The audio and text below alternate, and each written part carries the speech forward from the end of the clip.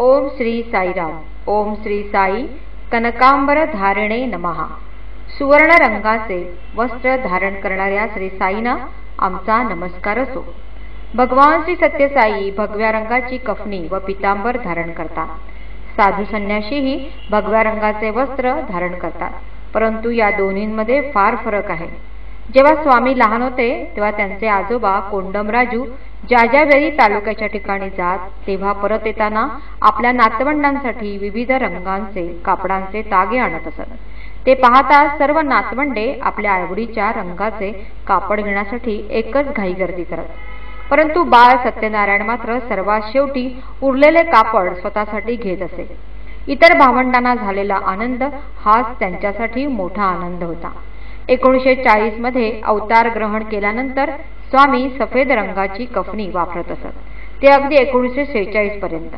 1946च्या नवरात्री उत्सवासाठी जेव्हा कुप्पम कुटुंब पुट्टप्रतीस आले तेव्हा सौ राधम्मांनी स्वतः स्वामींसाठी रंगीत रेशमी कफन्या शिवून आणल्या.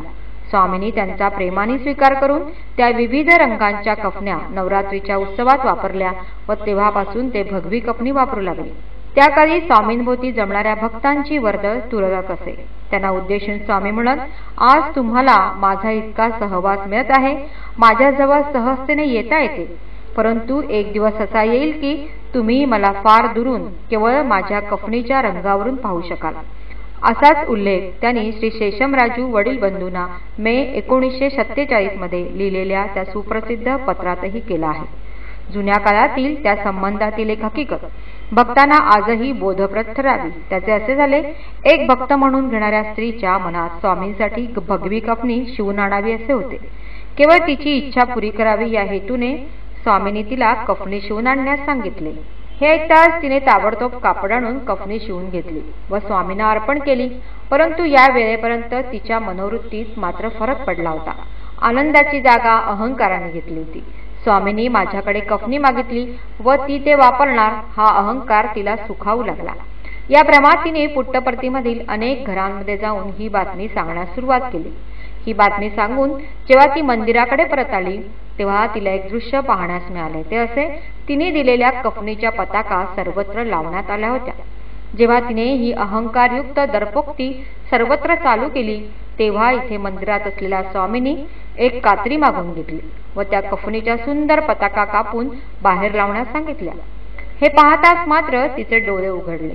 केवळ आपली मनोकामना पुरी करण्यासाठी स्वामींनी कफनी मागितली होती हे तिला कळून चुकले. आपण केलेली चूक उमगली व तिने स्वामींचे चरण धरले. अशीच एक मजेदार कहाणी ईश्वरामांच्या संदर्भात. एकदा जेव्हा स्वामी मुंबईत धर्मक्षेत्रावर आले होते व तेथून पंढरपूरला जाणार होते तेव्हा त्यांच्याबरोबर ईश्वराम्मा व इतर मोजके भक्त होते. त्यावेळी स्वामींनी ईश्वराम्मांना विचारले, तुम्ही सर्वजण मुंबई पाहून का येत नाही? त्यावेळी लटक्या रागाने ईश्वराम्मा म्हणाल्या, त्यासाठी पैसे हवेत ना, आणि ते तुम्ही द्याल तरच आम्ही जाऊ शकणार. यावर स्वामींनी दोन्ही हातांनी आपली भगवी कफनी ज्या बाजूला कुडत्याला किसे असतात त्या ठिकाणी ओढून दाखवली व म्हणाले, बघ ह्याला किसे आहेत काय, मग मी तुला पैसे कुठून देणार? आई मुलांचा हा संवाद ऐकणारे मात्र हास्य कल्लोळात बुडून गेले. ओम श्री सत्यसाई नाथार्पणमस्तु.